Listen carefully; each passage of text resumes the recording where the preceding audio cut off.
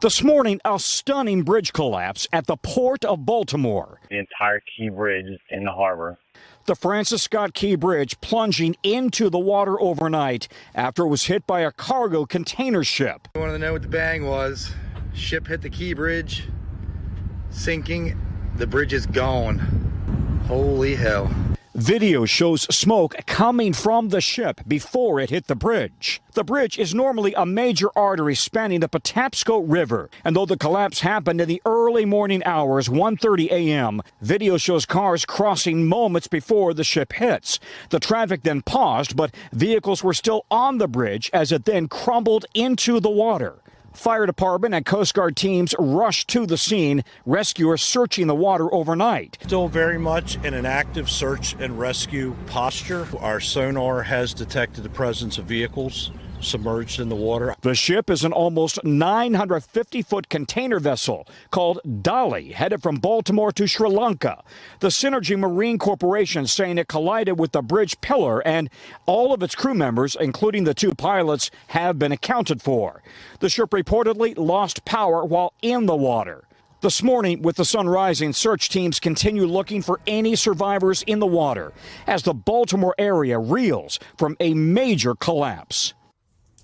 Tom, we know that there were vehicles in the water, as that official pointed out. The weather is very cold, so if there are survivors who are still in the water, how long can they safely remain in those cold temps? Yeah, 40, 45 degrees in the water, 32 degrees outside right now where we are. We checked with the University of Minnesota Duluth, and they're saying at about 7 minutes, if you're in the water, you start to have exhaustion. And then you may have, if you're lucky, if you've got a flotation device, if you've got the right gear, you might be able to survive for an hour. So we are now several hours, almost 6 hours into this episode. Survivability is really potentially very, very challenging. But overhead, helicopters continue to search the water for any signs of survivors. And this is an all-hands-on-deck effort in terms of Baltimore and Maryland state authorities and surrounding counties all sending mass resources into this area, trying to find anybody who might be in the water. Let's talk, Tom, if we could, about this cargo ship itself. Earlier, you and I were on the air. We could not even make out in the dark whether the ship was still afloat. We now see that it is. We've been told by authorities that the crew remains on the ship, including presumably the pilot of this vessel.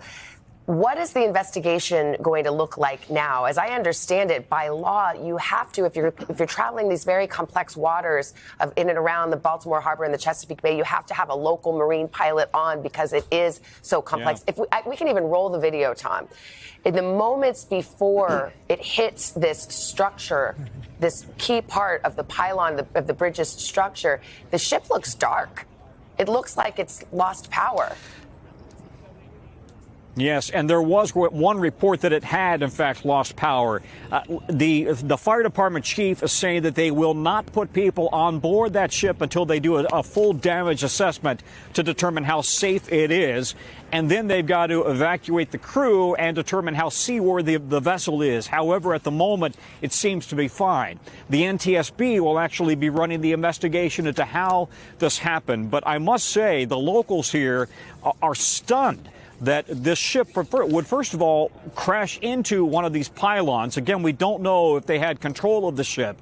And secondly, stunned that this bridge would be so vulnerable to collapse with the ship hitting a pylon. Just a whole series of questions that you can imagine the entire city is asking. I would make the point we are right up against, very close to I-95, that critical north-south corridor on the East Coast. I-95 is open. 695, however, is closed. And so if you are planning to come up and down the East Coast, be aware that the area around Baltimore is going to be really, really trying and problematic just in terms of traffic. And the port of Baltimore itself, one of the busiest in the country, is going to be reeling from this and trying to determine how safe it is to move ship traffic in and out. Yeah. Live pictures out of Baltimore as the sun's coming up, Tom. The Francis Scott Key Bridge perhaps totally collapsed this morning, a mile-and-a-half thoroughfare right around Baltimore City. Hey, thanks for watching. Don't miss the Today Show every weekday at 11 a.m. Eastern, 8 Pacific on our streaming channel, Today All Day. To watch, head to today.com/allday or click the link right here.